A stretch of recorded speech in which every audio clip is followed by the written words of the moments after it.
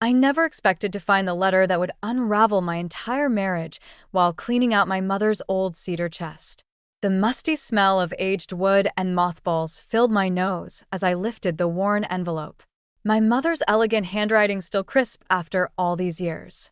My name is Lila, and after 32 years of marriage, I thought I knew everything about my husband Graham. I was wrong. Are you still messing with that old junk? Graham's voice carried from downstairs, tinged with that familiar note of impatience he developed over the years. The realtor will be here in an hour. Just finishing up, I called back, my fingers trembling as I opened the envelope. The paper was thin, delicate, dated just weeks before my wedding. My parents had always been polite to Graham, but something in their eyes never quite matched their smiles. Now I knew why. Dearest Lila, the letter began. There are things about Graham that worry your father and me. Things we've discovered that you need to know. Mom, my son Caleb's voice startled me. He stood in the doorway, looking so much like his father did at that age it almost hurt. You okay? You look like you've seen a ghost. I quickly folded the letter and slipped it into my pocket. Just found some old memories, honey. Dad's getting antsy about the realtor. Caleb's eyes narrowed slightly. You know, we don't have to sell the farm. I could help you keep it running. Before I could respond, Graham's footsteps thundered up the stairs. There you both are. The realtor just called. She's running early. His smile was bright, practiced. The same smile he'd used to convince me to leave the farm 30 years ago, only to return now to sell it after my parents' passing. Lila, darling, you really should change into something more presentable. I looked down at my worn jeans and flannel shirt, then back at him in his pressed khakis and designer polo. The distance between us had never felt greater. I'll dress how I please on my family's farm, I said quietly, surprising myself with the steel in my voice. Graham's smile flickered for just a moment. Of course, dear. Whatever you think is best. But his eyes had that cold gleam I'd been seeing more often lately. Caleb cleared his throat. I'll head down and make some coffee for everyone. As his footsteps faded, Graham stepped closer, lowering his voice.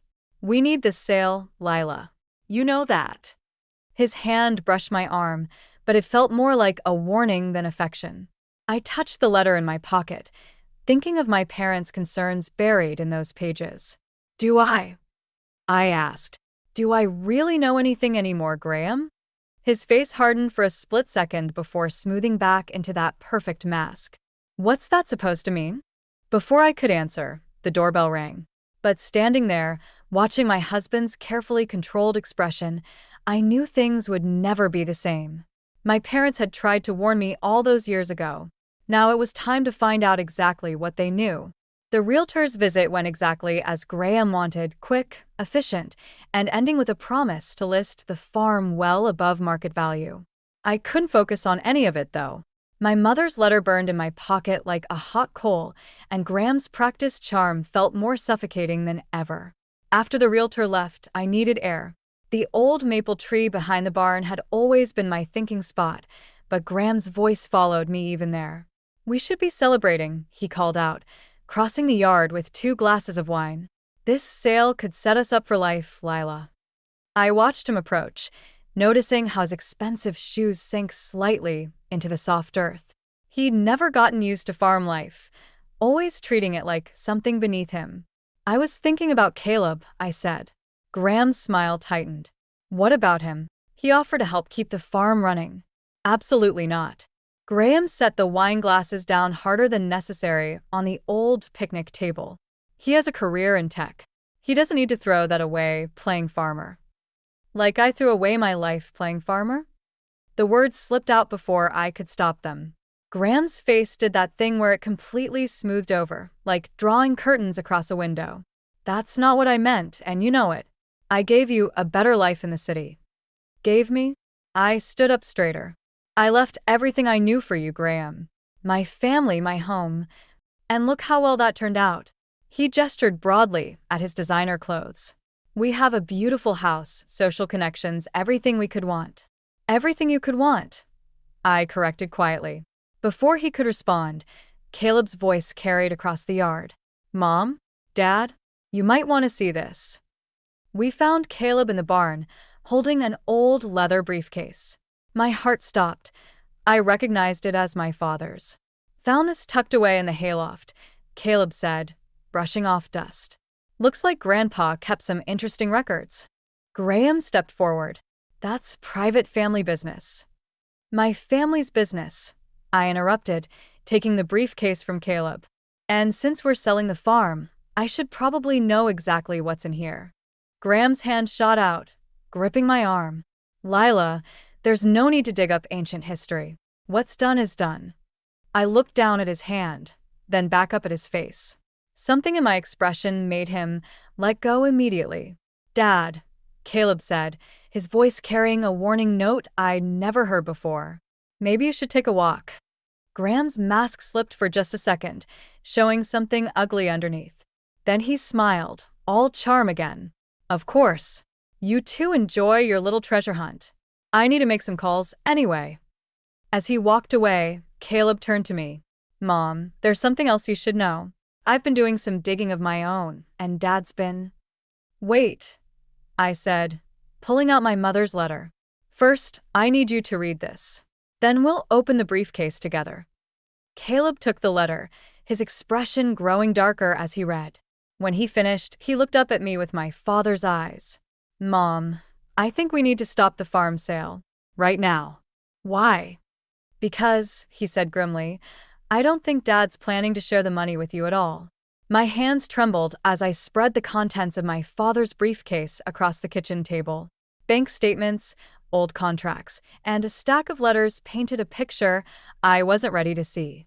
Caleb sat beside me, his laptop open, connecting decades-old paper trails to modern digital footprints.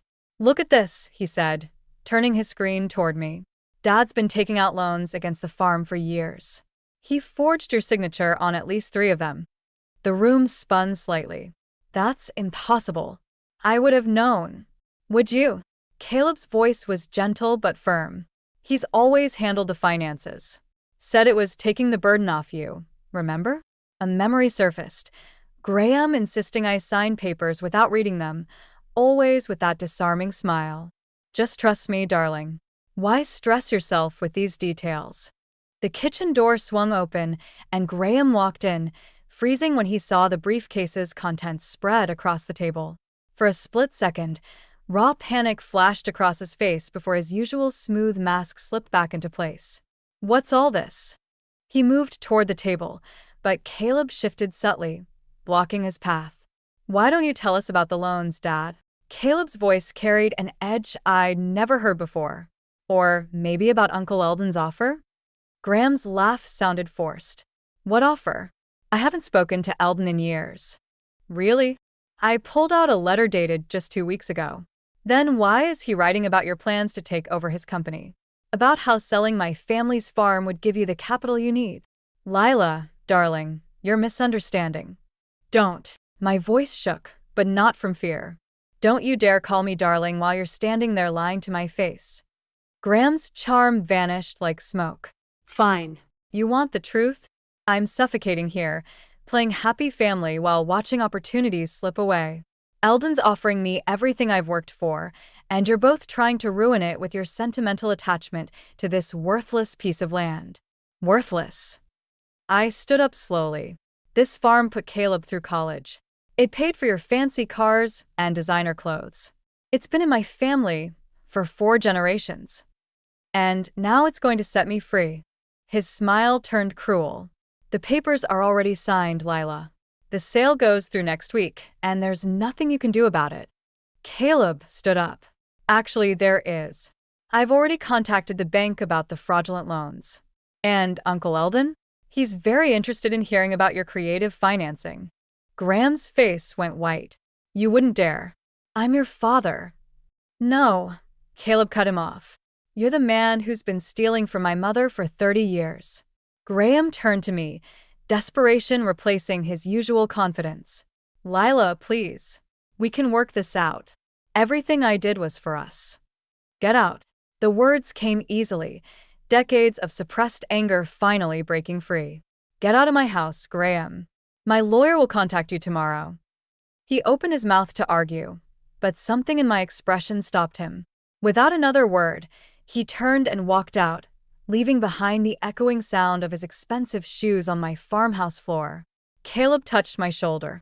"Mom, are you okay?" I looked at my son, seeing my father's strength in his eyes. "No," I said honestly, "but I will be." The morning after I kicked Graham out, I found myself staring at my reflection in the farmhouse bathroom mirror, barely recognizing the woman looking back. My phone buzzed for the 10th time, another message from Graham's lawyer. I ignored it. Downstairs, Caleb was already at the kitchen table, surrounded by papers and his laptop. Dark circles under his eyes suggested he hadn't slept much either. "You need to see this," he said without looking up. "I found something in Dad's email records."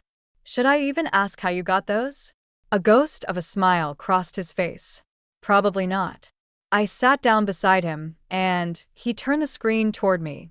The email chain showed correspondence between Graham and someone named Sky. Recent emails. Intimate emails. "There's more," Caleb said quietly. "She's 26. Works at Uncle Eldon's company.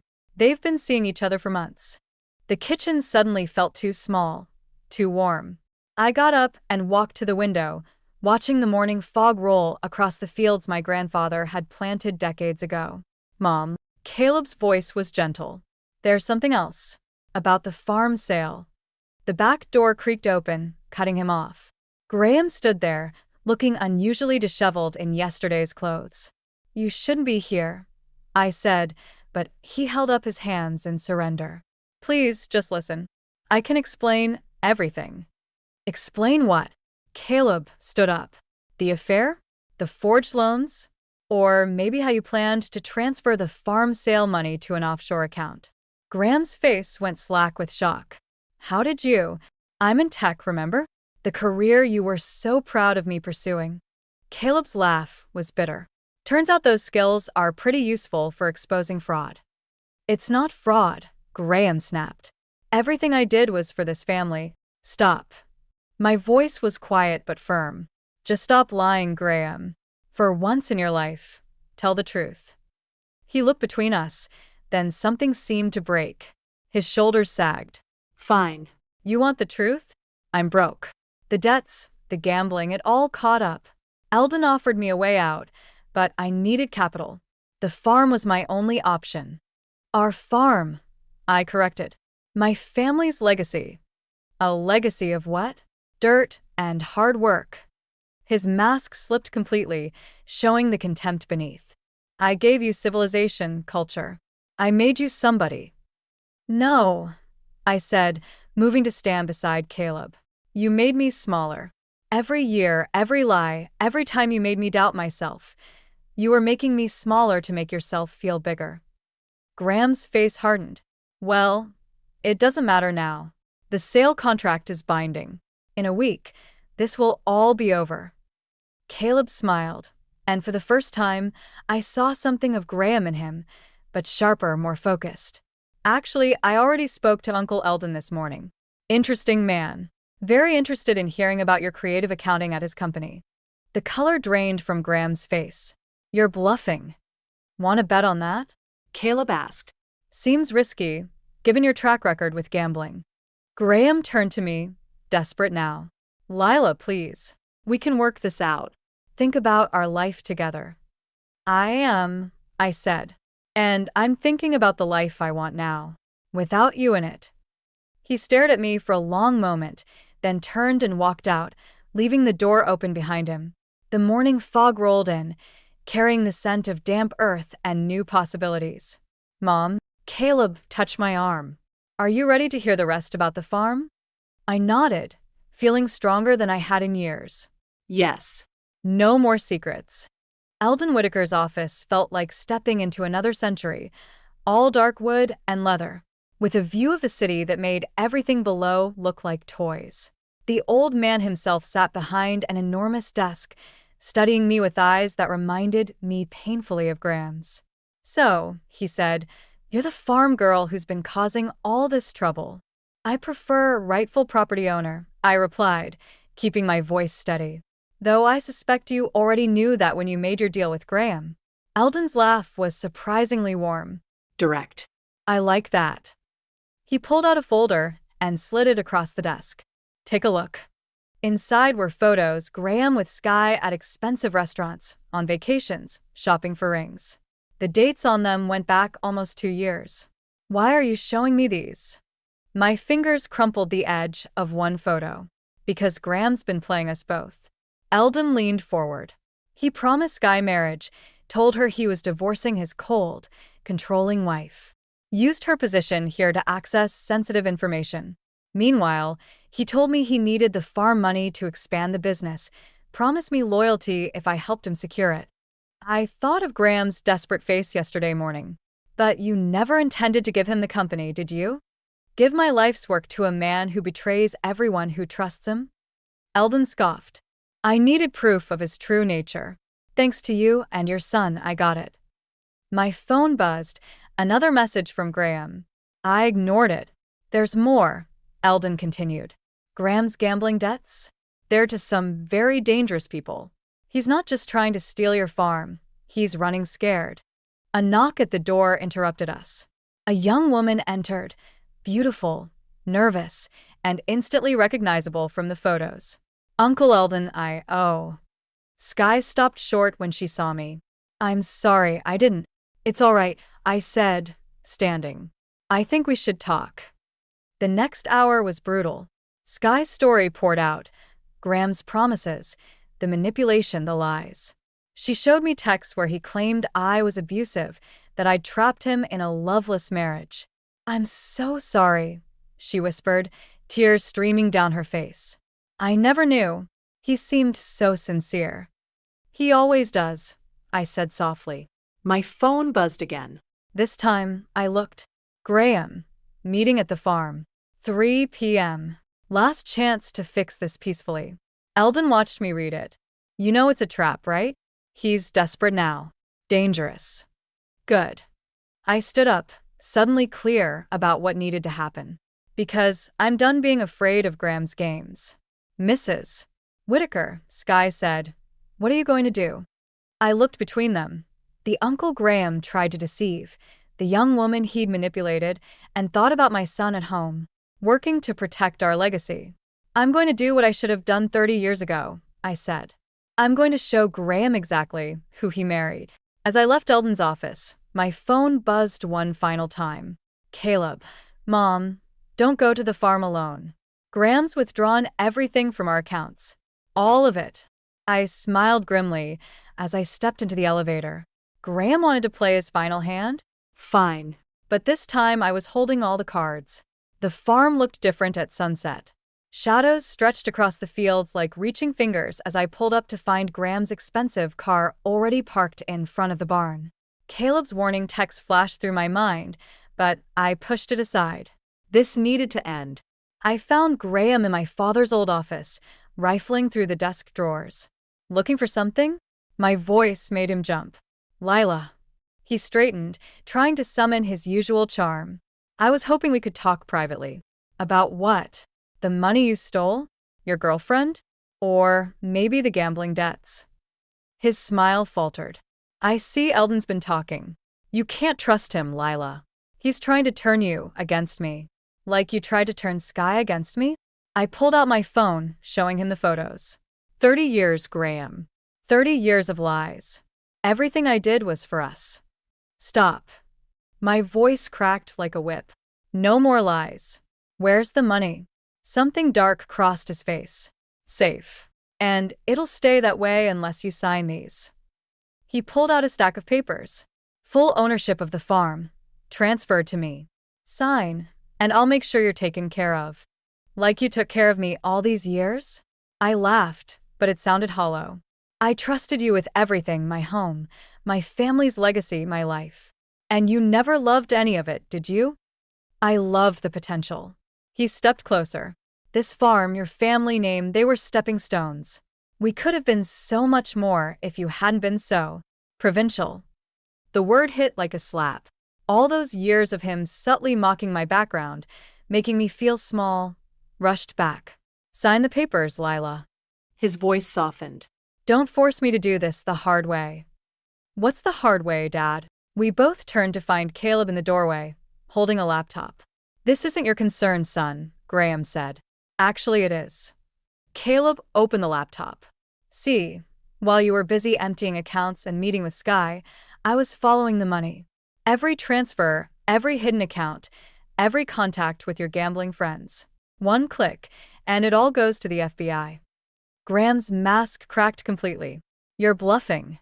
Try me. Caleb's voice was steel. I'm my mother's son. We protect what's ours. Graham moved so fast I barely saw it. Suddenly he had my arm, twisting it behind my back. New deal, he snarled. Delete everything or… The sound of a shotgun cocking froze us all.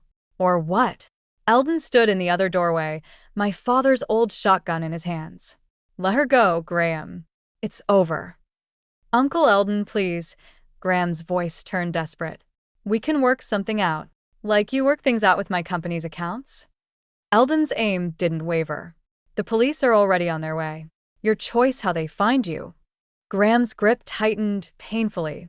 I could feel him trembling, cornered, and dangerous. In that moment, I saw him clearly for the first time. Not the charming man I married, but a coward who'd spent his life running from consequences. Graham, I said quietly, let go. Please don't make this worse. For a long moment, nobody moved. Then Graham shoved me away, hard. I hit the desk as he bolted past Eldon, out into the gathering darkness. Caleb rushed to help me up. Mom, are you okay? I looked at my son, then at Eldon, still holding my father's shotgun. Outside, police sirens wailed in the distance. No, I said honestly. But I will be. 3 days after Graham ran, I found him waiting on my parents' graves. The morning fog hadn't lifted yet, making him look like a ghost among the headstones. Maybe that's all he'd ever been, a phantom of the man I thought I'd married. They were right about me, he said without turning around. Your parents. They saw through me from the start. Why are you here, Graham? He looked terrible unshaven, wearing wrinkled clothes that probably cost more than most people's monthly salary. They found the offshore accounts. Frozen everything. Even Sky's gone. He laughed bitterly. Turns out she didn't want a penniless older man after all. Karma's funny that way. I need your help, Lila. He finally turned to face me. One last time. Sign over the farm, and I'll disappear forever. Clean slate for both of us. You really don't get it, do you? I stepped closer to my parents' graves, touching my mother's headstone. This was never about money. Then what? His voice cracked. What did you want from me? The truth. Just once. Something shifted in his eyes. That familiar calculation I'd missed for so many years. The truth is, I loved you. In my way. Your way being lies, manipulation, and theft. I gave you a better life. He stepped toward me, desperate now. You were nothing but a farm girl when I found you. I made you sophisticated, gave you culture. You made me ashamed. The words came out quiet but sharp. Of my family, my background, myself. Every compliment was really a criticism. Every gift came with strings. Lila, please. I already signed the papers, Graham. He froze. What papers? The ones transferring ownership of the farm. I smiled slightly. To Caleb. His face contorted. You can't. Already done. This morning. Along with evidence of your fraud sent to the FBI. He lunged forward, grabbing my arm. You stupid. The click of a safety being released stopped him cold. Let go of my mother. Caleb's voice carried across the cemetery. He stood with Eldon and 2 police officers, all watching Graham carefully. Graham's grip loosened. Son, you don't understand.